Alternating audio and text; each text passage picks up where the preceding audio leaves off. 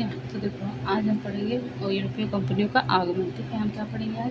यूरोपीय कंपनियों का आगमन। यूरोपीय कंपनी का जो आगमन है वो देखो इस क्रम में है। पोर्चुगीज़ पहले आए थे, फिर डच आए थे, फिर इसी को हम हालैंड या नीदरलैंड के रूप में बोलते हैं। फिर डच को ही हम नीदरलैंड या हालैंड बोलते हैं। और उसके बाद अंग्रेज आए, फिर डेनिश आए, फिर फ्रांसीसी आए। ठीक है, ये हमारा आने का क्रम था यूरोपियों का इंडिया में। ठीक है, ये देखिए आपका ये वर्ल्ड मैप है, जिसके अकॉर्डिंग हम यहाँ पे देखो एक छोटा सा कंट्री दिख रहा है जो स्पेन है, और एक कंट्री दिख रही है आपको जो है पोर्चुगीज़ या पुर्तगाल। ठीक है, पहले जो है पहला व्यक्ति जो भारत के लिए जन्मार्ग खोजने के लिए निकला था वो स्पेन से निकला था, बट वो क्या किया, वो यहाँ पर पहुँच नहीं पाया, वो अमेरिका पहुँच गया। बट यहाँ का एक नाविक था जिसका नाम था बार्थोलोम्यू डियाज। ठीक है, पहले वो निकला भारत की खोज करने के लिए, पर वो भारत तक नहीं पहुंच पाया, वो यहाँ तक पहुंच पाया। ठीक है, इस क्षेत्र तक वो पहुंच पाया, और ये क्षेत्र था कैप ऑफ गुड होप। ठीक है, केप ऑफ गुड होप, इसकी इसने खोज की, और इस व्यक्ति का नाम था बार्थोलोम्यू डियाज। ठीक है, इसने 1486 एडी में इसकी खोज की थी। उसके बाद देखो सेकंड जो नाविक है वो निकलता है, जिसका नाम था वास्को डिगामा। ठीक है, उसका क्या नाम है? Vasco da Gama. वो यहाँ पर पहुँचता है क्योंकि ये पहले से खोजा जा चुका था, इसलिए यहाँ पर वो आसानी से पहुँच जाता है। ठीक है, यहाँ पे पहुँचने के बाद वो आगे रास्ते को तो पता नहीं था, तो यहाँ पर एक गुजराती व्यापारी होता है, उस गुजराती व्यापारी के सहयोग से, जिसका नाम था अब्दुल मजीद। ठीक है, अब्दुल मजीद के सहयोग से वास्को डिगामा जो है भारत पहुंचता है। ठीक है, भारत में केरला का एक बंदरगाह है जिसका नाम था कप्पक डाबू। ठीक है, या कालीकट कह सकते हो, ठीक है, या मालाबार कह सकते हो। ये इस तट पर पहुंचता है। ठीक है, अब्दुल मजीद नाम के व्यापारी के सहयोग से यहाँ पे पहुंचता है। उसके बाद देखो क्या है, उसके बाद जमुरी नाम का किंग रहता है। ठीक है, जमुरी नाम का किंग रहता है जो केरल के कालीकट तट, ठीक, कप्पक डाबू बंदरगाह पे 17 या 20 मई को 1498 एडी में पहुंचा। उसे 4 माह का समय लगा था यहाँ पर पहुंचने में, इंडिया तक पहुंचने में जो वास्को डिगामा, उसे 4 माह का समय लगा था। कालीकट के साथ साथ जमुरी जो होते हैं वो इसका स्वागत करते हैं। स्थानीय व्यापारी जैसे समूह, जिसका नाम था चेट्टियार, जैसे जो स्थानीय व्यापारी थे, जो अरबी थे, ठीक है, इनको हम मतलब स्थानीय भाषा में वहाँ पे चेटियार बोला जाता था। तो इन्होंने तो विरोध किया। विरोध इसलिए किया था क्योंकि आप समझ सकते हो कि जब पहले से वो यहाँ पे व्यापार कर रहे हैं और कोई दूसरा व्यापारी आएगा, तो जाहिर सी बात है कि उसको लगा कि कहीं ये व्यापार स्टार्ट कर देंगे तो हमारा लॉस ना हो। दैट्स व्हाई उन्होंने इसका अच्छा खासा विरोध किया। ठीक है, वास्को डिगामा को कालीकट बंदरगाह में 3 जहाज़ों को ले आने की अनुमति मिली थी। ठीक है, उन जहाज़ों का नाम देखिए क्या है, साओ गैब्रियल, साओ राफेल, गोरियो जहाज़। ठीक है, इन 3 जहाज़ को ही उसको बंदरगाह पर लाने की छूट थी या अनुमति मिली थी। ठीक है, वास्को डिगामा को यात्रा व्यय निकालकर 60 गुना का फ़ायदा हुआ था। वास्को डिगामा जो भी धन और संपत्ति लेकर चला था वहाँ से, उसको 60 गुना अधिक का फ़ायदा हुआ था, वो भी जो व्यय था उसको निकाल करके। ठीक है, जो वास्को डिगामा था वो औषधि, नमक, मसाला, जड़ी बूटी ले गया था।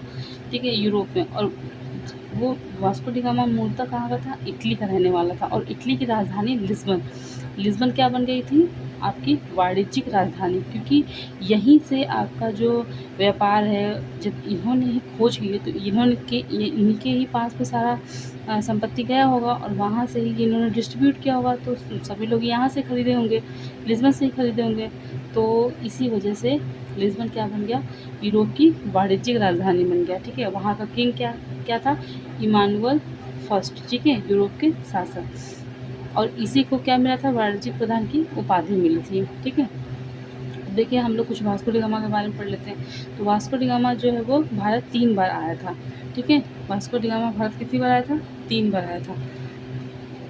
ठीक है, 1498 से 1500 ईस्वी तक, फिर 1502 से लेकर 1505 ईस्वी तक, और उस पर 5 सितंबर 1524 से लेकर के 24 दिसंबर 1524 में इसकी यहीं पे मृत्यु हो गई थी। ठीक है, और ये देखो मूलतः इटली का था। ठीक है, और भारत की खोज का श्रेय इसी को दिया जाता है, और डाक हेनरी के प्रतिनिधि के रूप में ये भारत आया था। ठीक है, और किसकी मदद से आया था? अब्दुल मजीद नामक गुजराती व्यापारी के मदद से आया था। ठीक है, देखो फिर उसके बाद जब सेकंड टाइम, जब पहली बार आता है व्यापार करके चला जाता है, फिर जब वो सेकंड टाइम आता है 1503 एडी में, सॉरी 1502 एडी में जब वो आता है, तो वहाँ उसने 1503 में कोचीन में प्रथम पुर्तगाली कोठी का निर्माण कराया। ठीक है, और 1505 में कन्नूर में सेकंड कोठी का इसने निर्माण करवाया। उसके बाद देखो थर्ड बार जब वो आता है 5 सितंबर 1524 में, और उसके बाद 24 दिसंबर 1524 में के बीच में इसका मलेरिया से कोचीन में ही आया था और वहीं पे इसका मृत्यु हो जाता है मलेरिया की वजह से। तो इसकी मिट्टी को ले, इसकी जो डेड बॉडी होती है उसको लिस्बन में ले जाया जाता है, वहीं पे इसको दफनाया गया है। ठीक है, उसके बाद देखिए क्या है, उसके बाद जो सेकेंड व्यापारी, जो पोर्चुगीज़ व्यापारी है वो कौन है, पेट्रा अल्वारेज। ठीक है, ये 1500 से लेकर 1502 ईस्वी तक इसका टाइम पीरियड है यहाँ पे आने का इंडिया में। पेट्रो अल्वारेज के साथ बार्थोलोमो डियाज, जो पहली बार भारत तक खोज करने निकला था, बार्थोलोमो डियाज, वो भी आया था। ठीक है, यह 13 व्यापारिक जहाज़ों का बेड़ा लेकर के आया था। इसके साथ मतलब 13 जो है वो व्यापारिक जहाज़ आया था। 1200 पुर्तगाली लोग आए थे इसके साथ। इन्होंने एक अरबी समुद्री जहाज़ को पकड़कर जमोरिन को सौंपा था। अब देखो क्या है कि थोड़ा सा महत्व बढ़ जाता है, जैसे आप किसी की हेल्प करते हो तो आपका महत्व थोड़ा बढ़ जाता है उसकी नज़रों में। तो इसी प्रकार जब एक अरबी समुद्री जहाज़ था जिसको पकड़ के जमोरिन ने किसको दे दी, जमोरिन को पेट्रा अल्वारेज ने जमोरिन को सौंप दिया। तो जमोरिन तो उसकी हेल्प करेगा ही, क्योंकि उसको उसकी नज़र में तो थोड़ा अच्छा हो गया। ठीक है, फिर उसके बाद देखो क्या हुआ, थर्ड जो है वो फ्रांसिस्को डी अल्मेडा हो आया। ठीक है, फ्रांसिस्को डी अल्मेडा आया 1505 से लेकर 9 इसका टाइम पीरियड है। पुर्तगालियों का प्रथम वायसराय, इसको याद रखिएगा, ये बहुत इंपॉर्टेंट है। ठीक है, फ्रांसिस्को डी अल्मेडा जो है वो 1505 से लेकर के 1509 एडी तक यहाँ पे रहा। पुर्तगालियों का प्रथम वायसराय जो 3 साल भारत में रहा। ठीक है, इन्होंने कोचीन और कन्नूर जो फैक्ट्री बनी थी इसको दुर्गीकृत कराया। क्या कराया, दुर्गीकृत कराया। ठीक है, कोचीन को इस प्रकार से देख सकते हो, कोचीन और कन्नूर को क्या कराया, दुर्गीकृत कराया। ठीक है, और इसी ने ब्लू वाटर पॉलिसी लाई थी। ठीक है, शांत जल की नीति। ठीक है, शांत जल की नीति इसी ने लाई थी, जो अल्मेडा है, फ्रांसिस्को डी अल्मेडा। ठीक है, ब्लू वाटर पॉलिसी, इसमें देखो 2 बातें थी, कार्टेज और अल्मेडा। ठीक है, कांटेज जो है वो अनुमति पत्र है कि जैसे कि उद्देश्य, आप क्यों सफ़र करना आप क्यों समुद्र में अपनी जहाज़ लेके जा रहे हो, आपका उद्देश्य क्या है, मतलब आपको बताना पड़ेगा। ठीक है, इसलिए आपको उद्देश्य बताना पड़ेगा और स्थान बताना पड़ेगा कि अब जो जहाज़ है वो जहाज़ लेकर के कहाँ जाना है। जैसे कि अब मान लीजिए ये आपका जहाज़ है। ठीक है, मान लीजिए ये आपका जहाज़ है, तो अब ये जहाज़ में क्या है, ठीक है, इसमें क्या है, और आपका स्थान भी बताना पड़ेगा। ठीक है, बताना पड़ेगा। तो ब्लू वाटर पॉलिसी का क्या मतलब है, ब्लू वाटर पॉलिसी। ठीक है, थोड़ा इम्पोर्टेंट है, इसको याद रखिएगा। इसको कौन लाया था, फ्रांसिस्को डी अल्मेडा। ठीक है, कौन लाया, फ्रांसिस्को डी अल्मेडा लाया। और इसमें 2 बातें थी, क्या थी, 2 बातें थी। पहला है काटेल, क्या है, काटेल, और दूसरा क्या है, अल्मेडा। ठीक है, अल्मेडा है। इसमें सिंपली आप क्या है, इसमें है समुद्री जहाज़ों का, इसका है समुद्री जहाज़ों का बेड़ा। इसमें क्या है, समुद्री जहाज़ों का बेड़ा। ठीक है, इसमें क्या है, समुद्री जहाज़ों का बेड़ा, और इसमें क्या है, अनुमति। ठीक है, अनुमति आपका लेना पड़ेगा। ठीक है, अनुमति पत्र लेना पड़ेगा, और आपको अनुमति कब मिलेगी, जब आप उद्देश्य बताएंगे। ठीक है, और अपना स्थान बताएंगे कि आप जहाज़ जो है वो लेकर कहाँ जा रहे हो। ठीक है, इसके बाद आपको ये मिलेगा, और ये दोनों जब मिल जाएगा तभी आप अपने जहाज़ को लेकर के समुद्र में जा सकते हो। ठीक है, तो यही है आपका ब्लू वाटर पॉलिसी, इसको शांत जल की नीति भी बोलते हैं। इसमें देखिए कुछ प्रतिबंध भी थे, काली मिर्च व गोला बारूद का व्यापार प्रतिबंधित किया गया था, क्योंकि इस पर क्या है, वो पुर्तगालियों का एकाधिकार था। इन चीज़ों का जो व्यापार है वो सिर्फ और सिर्फ कौन कर सकता था, पुर्तगाली कर सकता था, और कोई नहीं कर सकता था। ठीक है, उसके बाद देखिए 1508 ईस्वी में ये जो ब्लू वाटर पॉलिसी थी, इससे बहुत सारे लोग परेशान हो गए थे, जैसे गुजराती थे, अरबी, तुर्की, और उनके जो मित्र थे, ये लोग इस चीज़ से परेशान हो गए। क्योंकि अब देखिए जैसे समुद्री जहाज़ों का जो बेड़ा था, ठीक है, इसका उन लोगों को क्या करना पड़ता था कि अगर साथ में ये जाते थे, जैसे मान लो एक जहाज़ है तो वो जहाज़ जा रही है। अब ये सारे जहाज़ उसके साथ साथ लेके जाएंगे, ताकि कहीं ऐसा तो ना हो कि हमने गलत चीज़ें बता दी कि हम यहाँ जा रहे हैं और पहुँच कहीं और जाए, है ना। तो इसलिए वो क्या करते थे कि समुद्री जहाज़ों का एक बेड़ा लगा देते थे साथ में, ठीक है, समुद्री जहाज़ों का बेड़ा लगा देते थे। तो इस चीज़ों से क्या हुआ, गुजराती, अरबी, तुर्की और उनके जो मित्र थे वो नाराज़ हो गए, और इसके लिए उन्होंने 1508 AD में एक युद्ध लड़ा, ठीक है। क्या लड़ा, युद्ध लड़ा। इसमें पुर्तगालियों की हार हुई, अल्मेड़ा की हार हुई और उसके पुत्र की मौत भी हो गई। और फिर उसके बाद मौत होने के बाद उसने 1509 AD में पुनः युद्ध लड़ा, ठीक है। क्या किया, पुनः युद्ध लड़ा। गुजराती, तुर्की, अरबी और मित्र एक साइड थे और पोर्चुगीज़ एक साइड थे, ठीक है। इस युद्ध में पुर्तगालियों की जीत हुई, ठीक है। इस जीत के बाद पुर्तगालियों ने स्वयं को समुद्र का स्वामी कहा, अपने साम्राज्य को एस्तादो द इंडिया कहा। क्या कहा, एस्तादो द इंडिया का नाम दिया। उसके बाद हम लोग देखते हैं, उसके बाद देखिए क्या है, उसके बाद हम पढ़ेंगे अल्फांसो डी अल्बुकर्क, ठीक है। क्या पढ़ेंगे, अल्फांसो डी अल्बुकर्क। 1509 से लेके 1515 तक इसका टाइम पीरियड, ठीक है। गोवा में इसकी मृत्यु हुई। उसके बाद देखो क्या, तिमैया नामक व्यक्ति ने सहायता की गोवा जीतने में। ये जो अल्बुकर्क है, इसकी सहायता की तिमैया नामक व्यक्ति ने गोवा को जीतने में। पुर्तगाली साम्राज्य का वास्तविक संस्थापक इसको बोलते हैं, अल्बुकर्क को, ठीक है। पुर्तगाली साम्राज्य का वास्तविक संस्थापक अल्बुकर्क को बोलते हैं, अल्फांसो डी अल्बुकर्क को। 1510 AD में इसने बीजापुर के आदिल शाह से गोवा छीना, ठीक है। उसके बाद देखो ये जो गोवा है वो पोर्चुगीज़ के पास 1961 तक था, ठीक है, ये समझ लीजिए। 1510 में इसने बीजापुर के आदिल शाह से गोवा छीना था और 1961 तक ये पोर्चुगीज़ का ही बना रहा, ठीक है। उसके बाद देखिए 1511 में मलक्का जल संधि की। पुर्तगालियों का क्षेत्र, पुर्तगाली जो थे इस क्षेत्र पर प्रभावी हो गए, ठीक है। उसके बाद इसने 1515 में हारमुज जल संधि की, ठीक है, ये वाला। अब देखो ये क्षेत्र और ये क्षेत्र, ये तीनों क्षेत्रों पर किसका कब्जा है, पोर्चुगीज़ का कब्जा है। तो इस प्रकार समंदर में सबसे महत्वपूर्ण शक्ति इसमें कौन है, पोर्चुगीज़, ठीक है। 1503 AD जहाज के नायक के रूप में कोचीन आया, ठीक है। 1503 AD में जहाज के नायक के रूप में कोचीन आया था। ये जो अल्फांसो डी अल्बुकर्क है, ये 1503 में जहाज के नायक के रूप में कोचीन आ चुका था। कोचीन में व्यापारिक कोठी जब बन रहा था तो उसमें इसने सहयोग भी किया था। इसका जो उद्देश्य देख लीजिए, उसका उद्देश्य जो है वो गोल्ड गॉड एंड ग्लोरी, ठीक है। मतलब कि इसका जो मेन उसका जो एम है वो सिर्फ इतना ही है कि हमें पैसा चाहिए, हम अपने भगवान का जो गॉड है उसका थोड़ा प्रचार प्रसार करेंगे, और हमें सम्मान चाहिए, ग्लोरी चाहिए, ठीक है। गॉड के देखो इसने क्या किया, ईसाई धर्म का प्रचार प्रसार किया। इसने खूब सारे गिरजाघर का निर्माण कराया और पुर्तगालियों को स्थायी रूप से बसाने का प्रयास किया। भारतीय महिलाओं से विवाह व संतानोत्पत्ति करने के लिए प्रयास किया, ठीक है।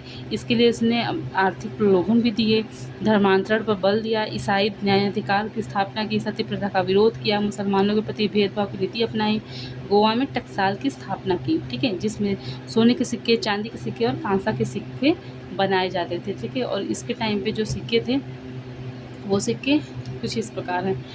पहला देखो सिक्का जो है फ्लोरीन, ठीक है, क्रूजरेटो और रेस, ये तीनों प्रकार के सिक्के चलते थे। फिर देखो इसका जो मित्रता था वो कृष्णदेवराय के साथ अच्छे संबंध थे इसके, कृष्णदेवराय से अच्छे संबंध इसने बनाए थे। इसके दरबार में ईसाई पादरी फादर लुई को भेजा था। अल्बुकर्क कृष्णदेवराय को अरबी घोड़े देकर के लाभ कमाता था, ठीक है, अरबी घोड़े बेचता था और लाभ कमाता था। उसके बाद देखिए पाँचवा जो है वो है नीनो डी कुन्हा, ठीक है। नीनो डी कुन्हा का जो टाइम पीरियड है वो 1529 से लेकर के 38 तक है, ठीक है। 1529 से लेकर के 1538 तक इसका टाइम पीरियड है। इसने 1530 में कोचीन की जगह गोवा को राजधानी बनाया, ठीक है। तो अगर प्रश्न आपसे पूछता है कि गोवा को राजधानी किसने बनाया, किस पुर्तगाली शासक ने बनाया, तो आप क्या बोलोगे, नीनो डी कुन्हा ने बनाया, ठीक है। 1530 में कोचीन की जगह पर गोवा को राजधानी इसने बनाया था, पर गोवा को जीता किसने था, अल्बुकर्क ने, ठीक है। 1510 में उसने जीता था और 1530 में नीनो डी कुन्हा ने इसको राजधानी बनाया, ठीक है। 1534 में वशीन द्वीप पर कब्जे को लेकर के नीनो डी कुन्हा एवं बहादुर साहब में संघर्ष और बहादुर साहब की मृत्यु हो गई और वशीन द्वीप पर पुर्तगालियों का कब्जा हो गया, ठीक है। 1534 AD में हुगली, सतगांव, चटगांव, इन तीनों बंदरगाहों पर किसका कब्जा हो गया, पोर्चुगीज़ का, ठीक है। पोर्चुगीज़ उस टाइम पे बहुत ही शक्तिशाली थे भारत में, ठीक है, समुद्र का स्वामी ही वो अपने आप को बोलते थे। 1535 में सालसेट द्वीप पर उन्होंने कब्जा किया। 1536 में कागनौर, मंगलोर, अंजी द्वीप और भटकल, इन इन सभी पर उसने कब्जा किया। ठीक है, उसके बाद देखिए क्या है 1500 सॉरी उसके बाद नेक्स्ट न्यूनोटिक वहाँ के पास नेक्स्ट कौन सा है, जोआ डी कैस्ट्रो। जोआ डी कैस्ट्रो जो है वह 1538 से लेकर 39 तक इसका टाइम पीरियड है। इसके टाइम पीरियड में बम्बई पर चोलों का अधिकार हो गया था। ठीक है, किसका अधिकार हो गया था, चोलों का अधिकार हो गया था। उसके बाद देखिए कैस्ट्रो के बाद कौन आता है, मार्टिन डिसूजा। ठीक है, गोवा में ईसाई पादरी लाता है सेंट जोवियर। ठीक है, सेंट जोवियर वहाँ पे गोवा में इसका चर्च भी है, सेंट जोवियर नाम पर गोवा में एक चर्च भी बनाया गया है। इसने भी धर्मांतरण को बहुत बढ़ावा दिया। ठीक है, बहुत ज़्यादा है। इन लोगों का एक एम ही था कि हम मतलब धर्म को थोड़ा फैलाएंगे अपने धर्म को बाहर। ठीक है, उसके बाद देखिए पोर्चुगीज़ पुर्तगाल का प्रसार। ठीक है, पुर्तगाल का जो प्रसार है पतन के कारण और प्रभाव, हम इसको शॉर्ट में थोड़ा देख लेते हैं कि ये जो पुर्तगाली उनका प्रसार कैसे हुआ, उसका पतन कैसे हुआ, उनका प्रभाव क्या रहा। तो देखिए पतन की प्रक्रिया देख लेते हैं कि 1611 में सावल्ली का युद्ध होता है अंग्रेज थॉमस वेस्ट और पुर्तगाली के बीच में, जिसमें से अंग्रेज जीत जाते हैं और पुर्तगाली हार जाते हैं। तो ये हार कह सकते हैं कि ये पहला आपका कारण था जिस वजह से थोड़ा ये कमज़ोर होने लगे। ठीक है, फिर उसके बाद देखिए 1628 में अंग्रेज़ों ने ईरान की मदद से हारमुज जलसदी पर कब्जा कर लिया। ठीक है, अंग्रेज़ों ने क्या किया, ईरान की मदद से हारमुज जलसदी पर कब्जा कर लिया। और 1632 ईस्वी में शाहजहाँ ने पुर्तगालियों को दंडित किया। ठीक है, शाहजहाँ ने क्या किया, पुर्तगालियों को दंडित किया। 1638 ईस्वी में मराठों ने सालसेट वशीन द्वीप पर कब्जा किया। 1638 में क्या किया, 1638 में मराठों ने सालसेट वसीन द्वीप पर कब्जा कर लिया। 1661 में डचों ने पुंडीचेरी पर कब्जा कर लिया। ठीक है, फिर उसके बाद देखो क्या हुआ, 1668 में अंग्रेजों को 10 पाउंड के बदले बम्बई प्राप्त हो गया। और 1686 में औरंगजेब ने चटगांव बंदरगाह में पुर्तगाली को दंडित किया। तो ये आपका पतन की प्रक्रिया है, जो अगर आप लिख देते हैं मेंस में तो आपको अच्छा नंबर मिल जाएगा। उसके बाद देखिए कारण हम पढ़ लेते हैं। पुर्तगाली कंपनी पूर्णतः सरकारी कंपनी थी, अतः राजकीय संरक्षण के अभाव में अंग्रेजों व डचों का सामना नहीं कर पाई। ठीक है, अंग्रेज जो है वो अंग्रेज जो थी, इसकी जो नौसेना थी वो पुर्तगालियों से थोड़ी मजबूत थी। ठीक है, और प्राइवेट कंपनी तो उनका फोकस भी इस पे था, सरकारी कंपनी तो थी नहीं। अंग्रेजी नौसेना पुर्तगाली नौसेना से सर्वश्रेष्ठ थी। ठीक है, अल्बुकर्क के बाद कोई योग्य नेतृत्व करता भी नहीं आया। कंपनी के कर्मचारी भ्रष्टाचार में लिप्त हो गए थे, वो चोरी छिपे निजी व्यापार करने लगे थे। विजयनगर के पतन के बाद पुर्तगालियों को सबसे महत्वपूर्ण समर्थन का अभाव मिला। ठीक है, क्योंकि कोई और किंग तो था नहीं जो इन लोग का समर्थन करे। ठीक है, पुर्तगालियों ने भारत की जगह ब्राज़ील की ओर ज़्यादा ध्यान दिया। ठीक है, उन्होंने ब्राज़ील को एक्सप्लोर करने में अपना ज़्यादा ध्यान दिया। भारत के आंतरिक मामलों में हस्तक्षेप की नीतियाँ, मतलब कि ये पहले ऐसे यूरोपीय थे जिन्होंने सती प्रथा से लेकर के विधवा विवाह, ये मतलब सती प्रथा पे इन्होंने बल दिया। और इन्होंने मतलब बल नहीं दिया, इन्होंने रोका, सती प्रथा को रोका। मुसलमानों के प्रति भेदभाव की स्थिति की, हिंदुओं के आंतरिक मामलों में इन्होंने भेदभाव या मामलों में हस्तक्षेप किया, लूटपाट की, धर्मांतरण को बढ़ावा दिया, आर्थिक प्रलोभन बहुत सारे देते थे, फिरौती करते थे, हिंदू महिलाओं से विवाह व बसने को बढ़ावा देते थे। ठीक है, नीतियाँ इनकी ईसाई धर्म का प्रचार प्रसार, गिरजाघर का निर्माण, ईसाई न्यायालय की स्थापना, इन सभी चीज़ों से थोड़ा सा इन लोगों का पतन होने लगा। 1580 में अंग्रेजों के विरुद्ध पुर्तगाल स्पेन के साथ शामिल हो गया और 1588 में स्पेन के पराजय से पुर्तगाल भी कमज़ोर हो गया। ठीक है, क्योंकि यहाँ पर जो स्थिति थी वो थी, बट यूरोप में भी जो स्पेन है और पोर्चुगीज़ मिल करके अंग्रेजों के विरुद्ध लड़ रहे थे। और इसमें क्या हो गया कि स्पेन हार गया और हारने के बाद वहाँ भी कमज़ोर हो गया और यहाँ भी वो कमज़ोर हो गए। उसके बाद देख लीजिए थोड़ा इनका आने हिस्से जो पुर्तगाली थे इनका प्रभाव क्या रहा। ठीक है, प्रभाव में देख लीजिए नवीन समुद्री जल मार्गों की इन्होंने खोज की। ठीक है, नवीन समुद्री मार्गों की खोज, भौगोलिक खोज की, पुर्तगालियों द्वारा जापान के साथ व्यापार की शुरुआत की गई। ठीक है, यही थे जिन्होंने सबसे पहले जापान के साथ आपका व्यापार शुरू किया। जहाज़ निर्माण को बढ़ावा दिया इन्होंने, भारतीय मसालों को पूरी दुनिया में प्रसिद्ध किया। ठीक है, क्या किया, भारतीय मसालों को पूरी दुनिया में प्रसिद्ध किया। बौद्धिक शैली की शुरुआत की, प्रिंटिंग प्रेस की शुरुआत की इन्होंने। गोवा में 1936 में प्रिंटिंग प्रेस की स्थापना हुई, जिसमें पहली बुक थी औषधि शास्त्र पर किताब लिखी गई।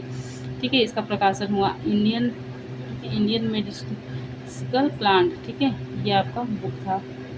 क्रिजेटो रेस डुक्रेट फ्लोरिड नामक सिक्के पुर्तगाली साम्राज्य में चलते थे। कलम विधि से उत्पादन आम की 3 प्रजातियों का इन्होंने खोज की, जैसे आवर लेडी आम, जुबानी परेरा हो गया, अल्फांसो, ये तो आपने सुना ही होगा। इस आम की इन्होंने खोज की। इसके बाद थोड़ा सा और देख लेते हैं। पुर्तगालियों ने मध्य अमेरिका की प्रजाति जैसे आलू, तंबाकू, मक्का, पपीता, अमरूद भारत लाए तथा काजू, बादाम, लीची, आम, शकरकंदी और लाल मिर्च, ये सब चीज़ें वो बाहर लाए, मतलब भारत लाए, सॉरी भारत लाए। ठीक है, तो इस प्रकार आप देख सकते हैं कि हमने ये पोर्चुगीज़ पढ़ लिया। ठीक है, हमने पोर्चुगीज़ का जो आगमन क्रम था, आगमन क्रम, इसके वायसराय, ठीक है, और हमने क्या पढ़ा, इसका प्रभाव, ठीक है, पतन, ठीक है, हमने पूरा इसको कवर कर लिया। ठीक है, अब इसके बाद हम आगे पढ़ेंगे, आगे हम क्या पढ़ेंगे, आगे हम डच पढ़ेंगे। ठीक है, हम क्या पढ़ेंगे, डच, हम आगे डच पढ़ेंगे। ठीक है, आज की वीडियो के लिए थैंक यू।